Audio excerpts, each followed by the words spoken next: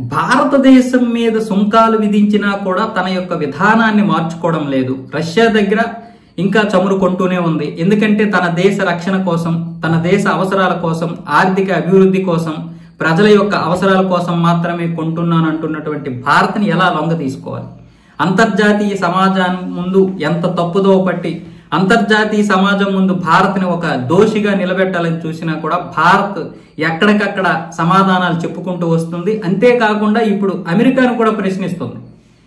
Russia దగ్గర చమురు కొంటున్నటువంటి మా మీద మీరు సుంకాలు విధించారు, అలాగే పెనాల్టీలు విధిస్తున్నారు, ప్రపంచం ముందు మేమేదో దోషిగా నిలబెట్టాలని ప్రయత్నం చేస్తున్నారు కదా, మరి రష్యా దగ్గర మీరెందుకు ట్రేడ్ చేస్తున్నారు?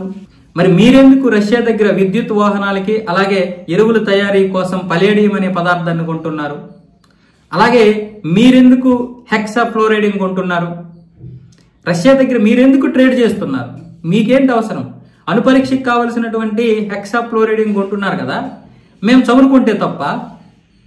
మీరు పలేడియం కొంటున్నారు కదా, మేము చమురు కొంటే తప్ప? అంటే ఇప్పుడు భారతదేశం మళ్ళీ తిరిగి ప్రశ్నిస్తుంది మోడీని, అమెరికాని. అయినా సరే అమెరికా అధ్యక్షుడు ఇప్పుడు నేను ఇంకా సుంకాలు పెంచుతాను, ఈ 25%తో ఆగను, ఇంకా మరికొంత సుంకాలు పెంచుతాను, ఇంకా వడ్డిస్తాను, భారత్ ఎందుకు దారికి రాదో చూస్తాను, భారత్ నా మాట వినాలంటే నేనేం చెయ్యాలంటూ వైట్ హౌస్ అధికారుల ముందు అయితే ట్రంప్ వాపోతున్నాడు. ఇంకొక విషయం ఏంటంటే, ఈ రష్యా యుద్ధం వల్ల ఉక్రెయిన్లో ఎంతో మంది చనిపోతున్నారు ప్రజలు, అది కనిపించడం లేదా భారత్కి అని ప్రపంచం ముందు ప్రజల యొక్క ప్రాణాల కోసం ఎంతో విలువిస్తున్నట్లుగా నటిస్తున్నటువంటి ట్రంప్కి భారతదేశం కూడా మరి గాజాలో చనిపోతున్నటువంటి వారెవరు?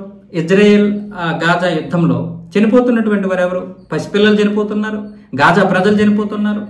మరి దాని గురించి ఎందుకు మాట్లాడి ఇదే ట్రంప్? అంటే మనం ఇజ్రాయెల్ హమాస్ యొక్క యుద్ధాన్ని మనం ప్రశ్నించం, కానీ ట్రంప్ అడుగుతున్న దానికి ఉదాహరణగా చెప్తున్నాను అంతే. వాస్తవానికి మనకి ఆ యుద్ధం వల్ల ఇజ్రాయెల్ గెలవాలని చూస్తాం మనం, ఎందుకంటే ఉగ్రవాదాన్ని నమ్ముకున్నటువంటి వాళ్ళ పరిస్థితి ఈరోజు గాజా ప్రజలను చూస్తే అర్థమవుతుంది. ఉగ్రవాదం నమ్ముకోవడం వల్ల ఎంత దుర్భరమైనటువంటి పరిస్థితి వస్తుందో. అక్కడ చాలా మంది ప్రజలు కూడా అదే ప్రశ్నిస్తున్నారు. కానీ నేను దాన్ని ప్రశ్నించడం లేదు, ట్రంప్ అన్న దానికి సమాధానం చెప్తున్నాను. ట్రంప్ అంటున్నాడు కదా ఉక్రెయిన్లో చనిపోతున్నారని. మీకు ఉక్రెయిన్లో చనిపోతుంది, మరి గాజాలో ఎవరు చనిపోతున్నారు? పిట్టలు చనిపోతున్నాయా, పక్షులు చనిపోతున్నాయా? అక్కడ ప్రజలే కదా చనిపోతున్నారు. మరి అక్కడ ఎందుకు నీకు ఒక నీతి, ఇక్కడ ఒక నీతి? భారతదేశాన్ని ఇబ్బందికి గురి చేయడానికి, భారతదేశ ఆర్థిక వ్యవస్థని నాశనం చేయాలి, ఉక్రెయిన్ రష్యా యుద్ధాన్ని ఆపేనని గొప్పలు చెప్పుకోవాలి, యుద్ధం ఆగిన తర్వాత ఉక్రెయిన్ దగ్గర ఉన్నటువంటి ఖనిజ సంపదని తీసుకెళ్లిపోవాలి. ఎంత ప్రణాళికలు రచిస్తున్నాడు ఈ ట్రంప్ చూడండి.